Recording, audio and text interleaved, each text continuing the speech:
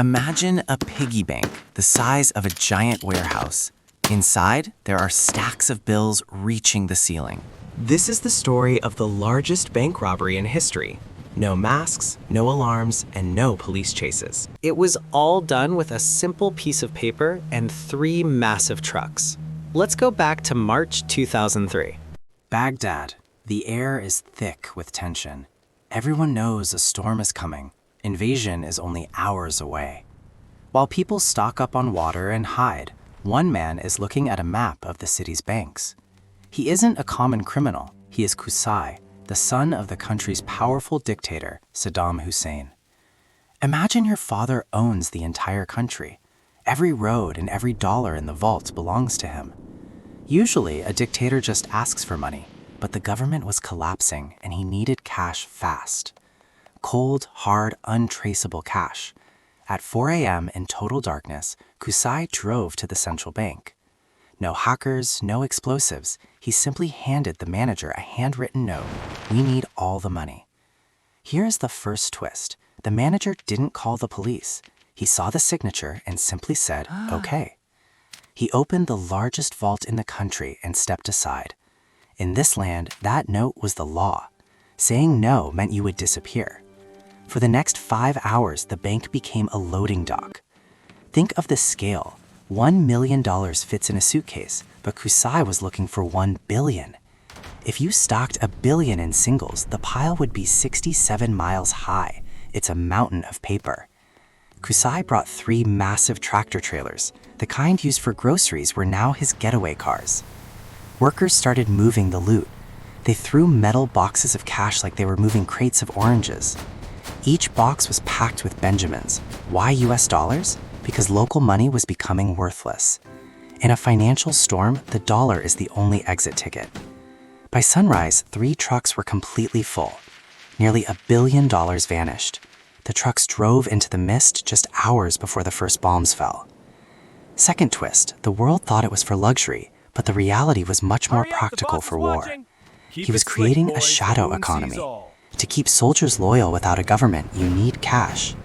This billion wasn't a retirement fund, it was a war chest to keep an underground army running. A few weeks later, the city fell. When the new authorities opened the bank vault, they expected wealth. Instead, they found empty shelves and dust. The greatest heist in history had been a success. But here is where it gets weirder. The US military searched every palace, basement, and hole in the ground. They were looking for the big boss, but they were also looking for those 3 trucks. In a small garden shed behind a false brick wall, soldiers made an incredible discovery. They found hundreds of silver boxes, not jewelry or gold, but cash, millions and millions of dollars. They recovered $650 million. It was the largest lost and found moment in military history.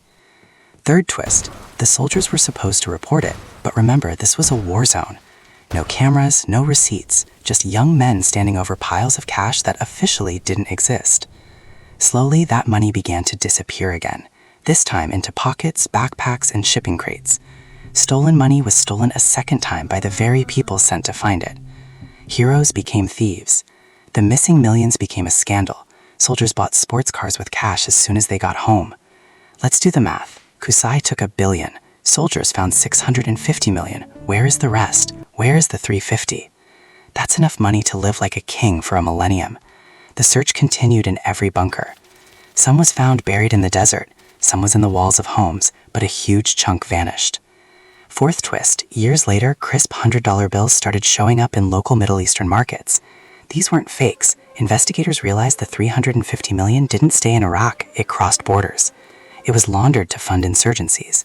The money outlived the regime, exactly as the dictator planned. This heist revealed a fatal flaw. A bank is only as safe as the person who holds the keys. If the protector of the money wants to take it, no lock in the world can stop them. It was a wake-up call for the world. A nation's wealth was never safe, it was just waiting. The story ends with a ghost. Rumors persist of the Sultan's stash, dollars buried deep in the sand. They say the heat fused the plastic wrapping to the bills. Hunters still look for those trucks. Final ironic twist, the money became a problem.